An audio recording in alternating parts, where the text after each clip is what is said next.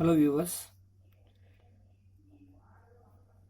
now we are going to see the functionality of a simple current source or current mirror. Before seeing this topic with clear description, first we'll see why this name comes. Because this circuit is having only two diodes and transistor, so this is very simple, and this circuit is capable of producing constant current to the required circuits. That's why it is called as current source. And here the current generated at 1 ohm I reference is processed by this Q1 and Q2, and finally it is delivered as IC to I out, or you can say in specific, current generated at 1 ohm is delivered as the output current at other arm, that is I reference equal to I out. Current generated at the first arm is delivered as an output at the other arm. So the current is reflected like the action of mirror. That's why the circuit name is called simple current mirror also. So ultimate aim of the circuit is to produce constant current and to act as a constant current source. Why we need constant current sources and why we need a constant current is because most of the integrated circuits are requiring constant current sources, constant current supply to produce constant and stable output. So here the current generated by this resistance in this area will not be constant and stable because of the nature of resistance. It is a passive component, and because of the current flowing through or processed by this Q1 and Q2, these two active devices, you can say the current is constant and stable. So that is the specialty of the circuit. The current generated is taken as an output of this Q2. So to achieve this functionality, we have to choose Q1 and Q2, two identical transistors from same family. So base current 1 and 2 are equal, collector current 1 and 2 are equal, and beta, the current gain, is also equal. So by choosing proper Q1 and Q2, we are able to achieve this I out equals to I reference. That is, the generated current at 1 ohm will be equal to the reflected current at the other arm. So this is the reason behind the name, that is simple current source or current mirror. Since this circuit is capable of producing constant current, this is also called as constant current source or constant current mirror.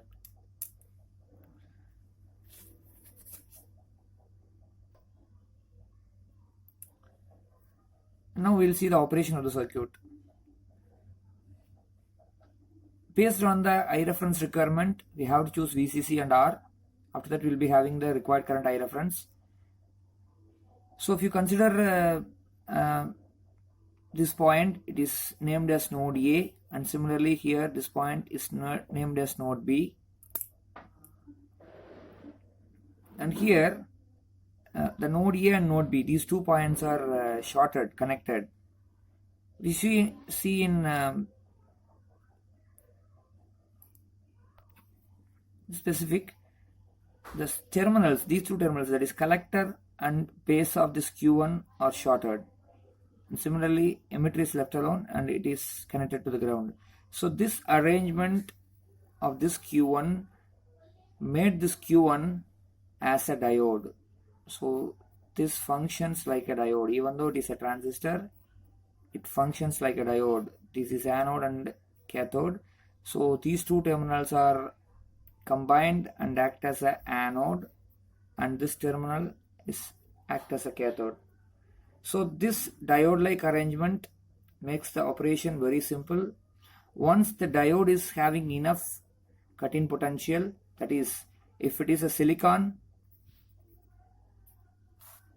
we are in need of 0.7 volts to switch on, and in case of germanium, around 0.3 volt to switch on. So we prefer for silicon. So if the potential to drive this diode is equal to 0.7, means the diode will be switched on. And if you look into the Q2 area, this Q2 is also made similar to that of Q1, that is the diode action. Because base 2 of Q2 with base 1 of Q1 and with emitter 1 of Q1 all are connected with emitter 2 of Q2. So you can say base 2 and emitter 2 are shorted and grounded, and collector 2 is left alone for generating output. So this is also act as a diode, or you can say this one is Q1 diode 1 and this one is Q2 diode 2, and this is our output I out. Here will be having I reference. So Q1 and Q2 are connected in series like arrangement. So a 0.7 volt will be enough to switch on Q1, and Q1 will be enough to switch on this Q2. There is no additional potential required to switch on Q2. So here, once I reference is set here, you'll be having I, a current is divided by this node A, and one more current, it is flowing as a collector current here. So if you concentrate on this I, the I is going to a node B, and in node B, two currents are divided, base current 2 for Q2 and base current 1 for Q1. And this base current from this I is capable of generating or making this base emitter junction potential VB1. If this potential is equal to 0.7 volt approximately in case of silicon, then that potential will be switch on this diode or this transistor Q1. Then this 0.7 or this Q1 further, like I explained in this area, this Q1 will be capable of driving this Q2 further, and you'll be having collector current at Q2 as output current. I repeat, the reference current is set here.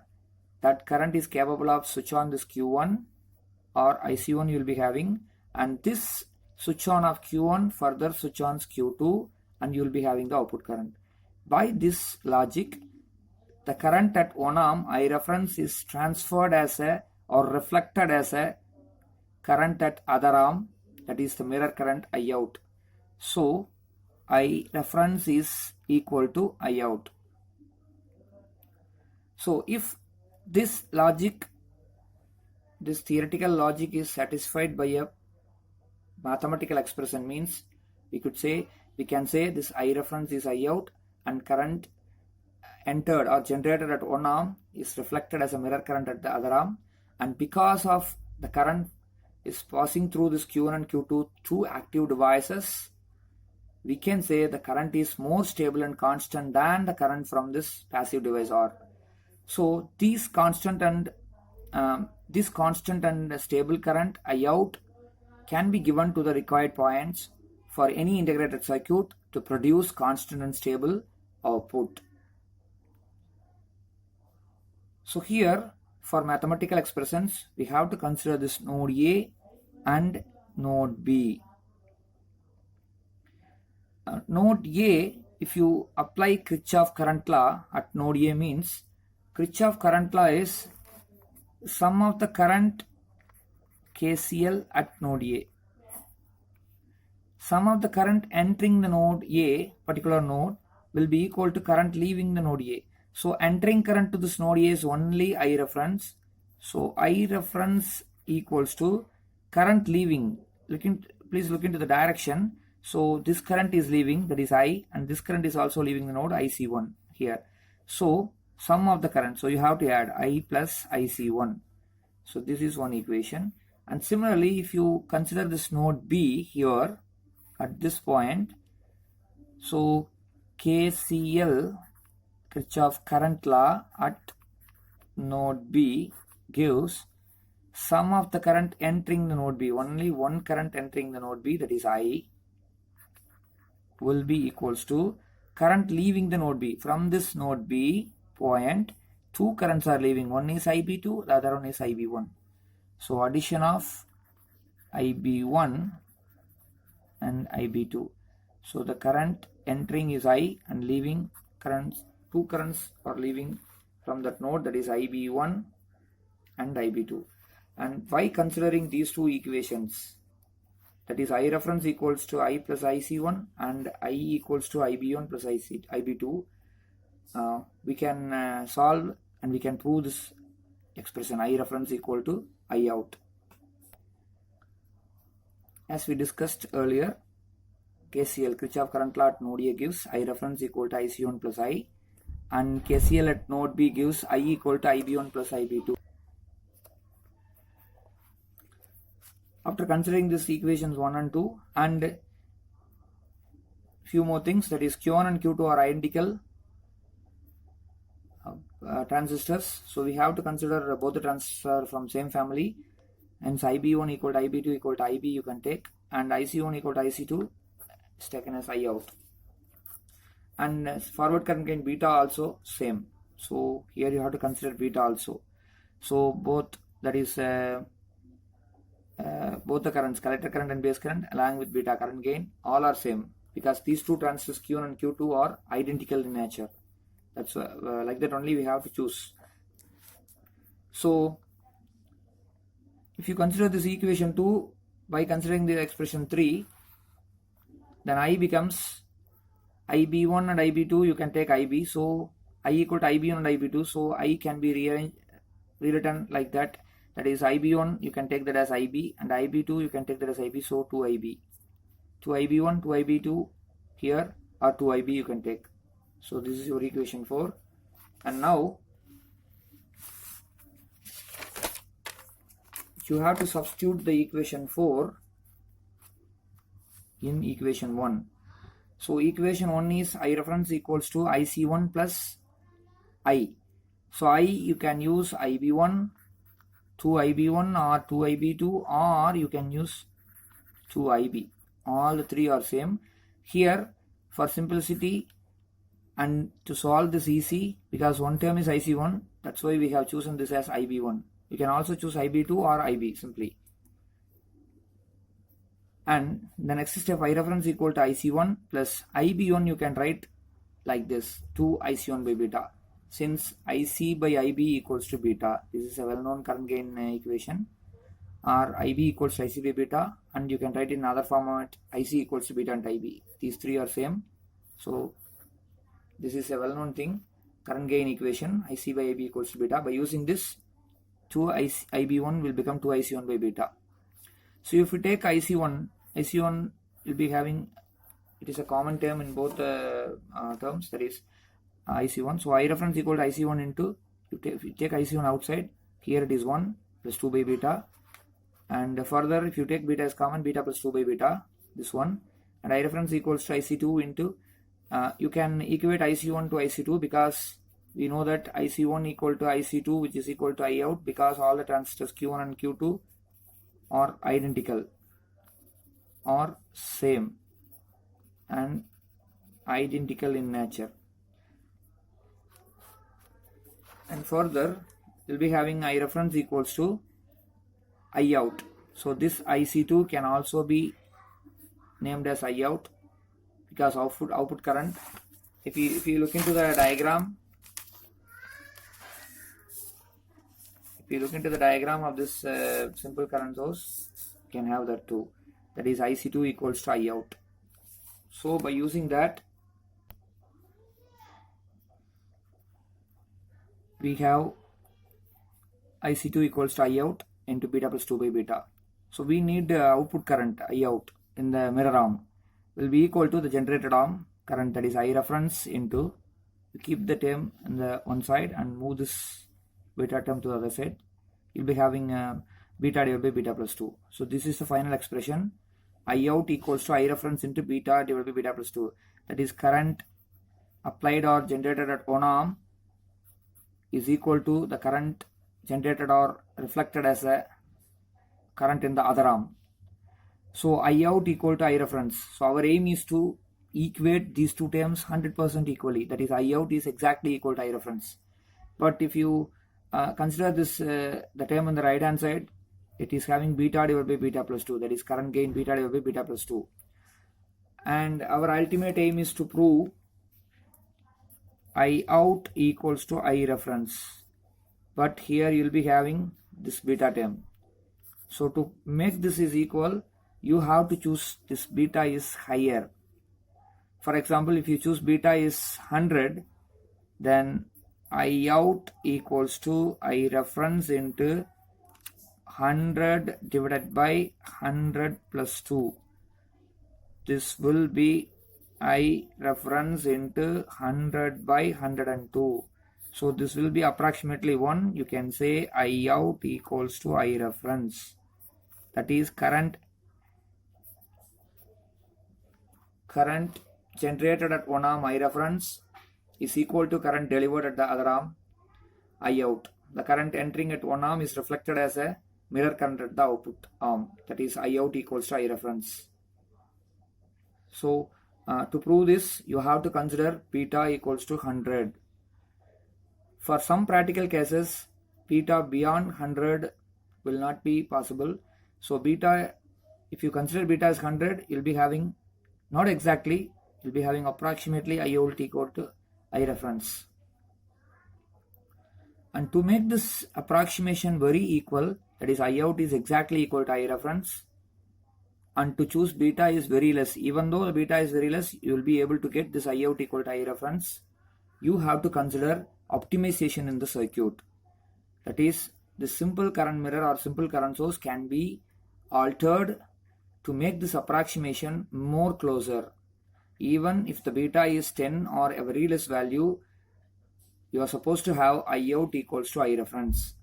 And to fulfill this task, we have two more modified designs proposed by Widler, one thing, and the other one is Wilson.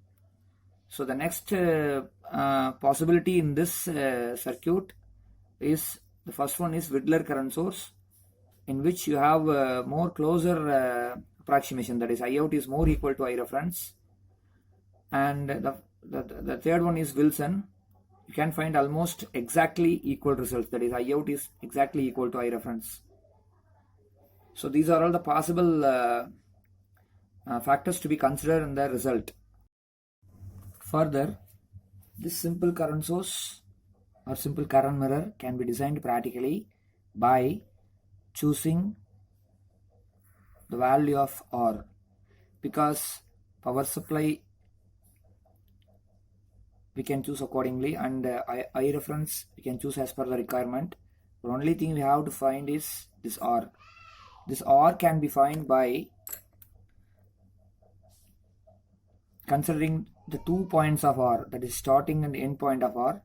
The starting point of R is supplied by the power supply VCC, and the end point of R is connected to node A, and potential at this node A is VA.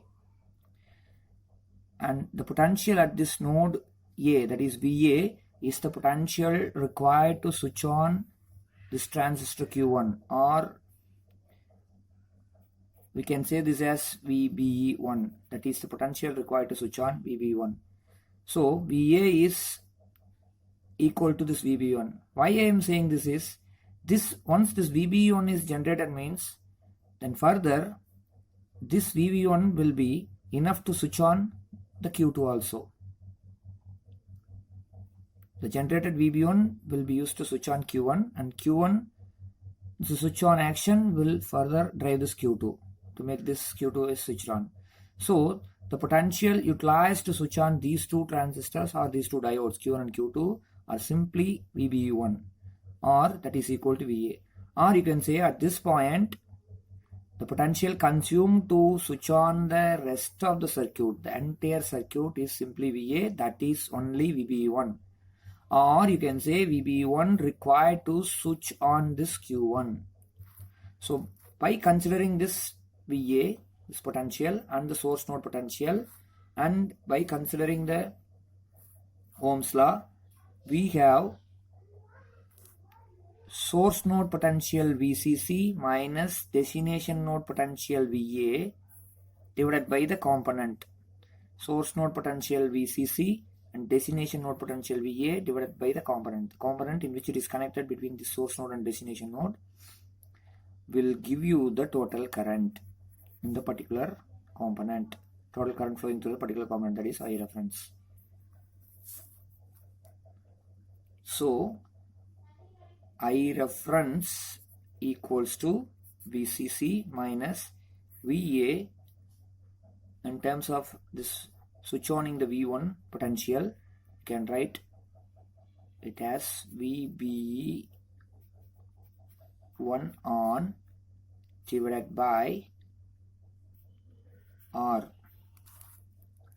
So further R can be equated to R equals to VCC minus this VB1 is also required to switch on this Q2, so we can write it as a common term, simply VB on divided by I reference. We always preferring for silicon transistors or silicon diodes, hence R will be VCC minus 0.7 divided by I reference. So here the 0.7 is the potential required to switch on silicon transistor VBE on. If the transistor or the diode is from germanium family, means instead of this 0.7 will be having around 0.3 volt.